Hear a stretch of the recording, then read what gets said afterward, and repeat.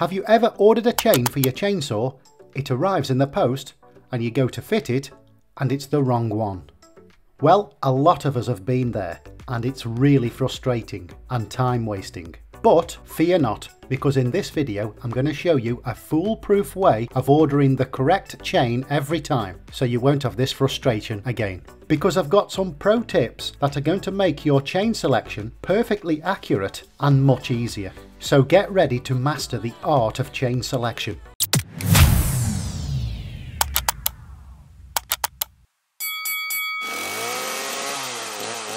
The very best thing you can do is to look at the chain and the bar, because somewhere on the bar and chain you'll have three pieces of important information. These are the pitch, the gauge and the links of the chain. And usually the best way to get that information is to remove the bar. And when we do, generally we see some numbers towards the end of the bar. There should be a pitch size, and commonly one of these four sizes. So on the bar it should say either quarter, 3/8, 0.325 or 0.404. And if we take a look at this particular bar, we can see 3/8 stamped to it there. So there's our first important piece of information, 3/8. This is the pitch size, and it needs to be written down because it's one of the numbers you'll need to quote to the supplier. But remember, it could be any of these four sizes and you need to record which one. But if we want to gain some true knowledge here and gather an understanding, what actually is the pitch size? What does it mean? Well, if we take any given rivet on a chain, it's the distance between this one and the third consecutive one along divided by 2. So let's say the distance between these 2 points is 3/4 of an inch.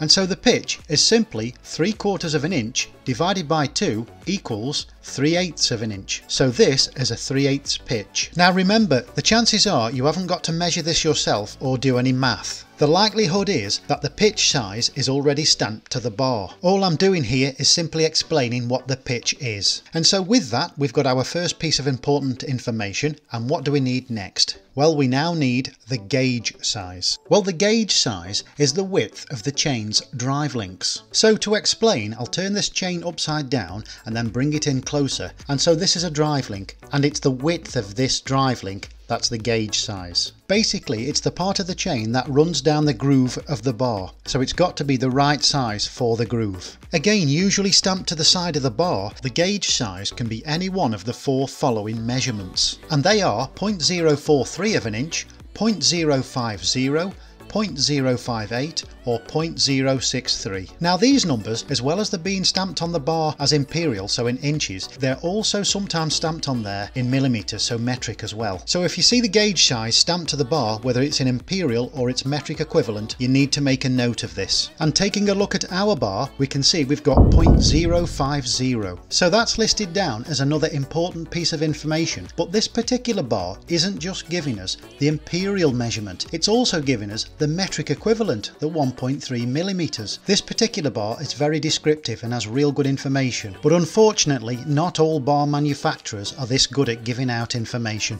In fact, there's a little symbol there representing the groove in the bar, so the manufacturer's gone a long way to make it unmistakable that this is the gauge size. So the third and final important piece of information we now need to make a record of relates to the drive links. And the drive links on the chain are these appendages that stick downwards away from the cutting teeth. And ideally every one of these must be counted to be unmistakable in getting the right length of chain. And there may well be times where you'll need to count the number of drive links on the chain, but again, usually the amount you need is stamped to the side of the bar. And looking at our bar, it's 72. And again, the manufacturer of this bar being very descriptive, there's a diagram next to it of a drive link making it clear that this number means 72 drive links is needed for the chain to fit this bar. But I have come across many bars that only have the number, and it's quite confusing as to whether this is relating to the drive links or not. And so in situations like this, that's why I always make a habit of counting the drive links as well. But you may not need to do this, it may just be listed there. And to help decipher whether it is the drive link number or not, depending on the brand of bar, so the manufacturer, I've seen it listed as some of the following. So let's just keep the example of the drive link number being 72. As we've already seen, it may well be indicated that it's a drive link number by having a symbol of a drive link in front of it like this. So you know for definite that this is the drive link number. And other ways I've seen it listed is having the drive link number, then followed by DL, of course meaning drive link, And another way I've seen it listed in the past, but not so common, is the drive link number followed by E. So here we now have our 3 important pieces of information.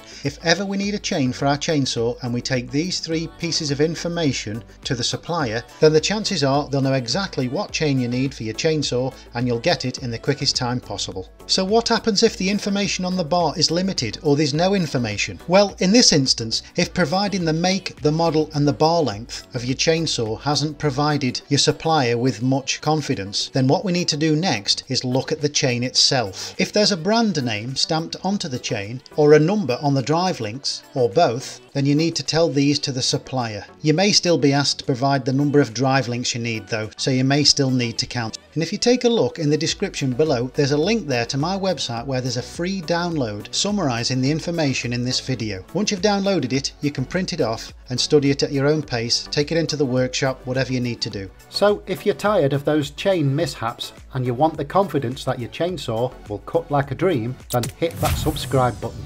Because with the knowledge you've gained today, you'll be more equipped to tackle that tree cutting adventure. So remember, it's all about the right chain for the job. Thank you for watching and stay sharp out there.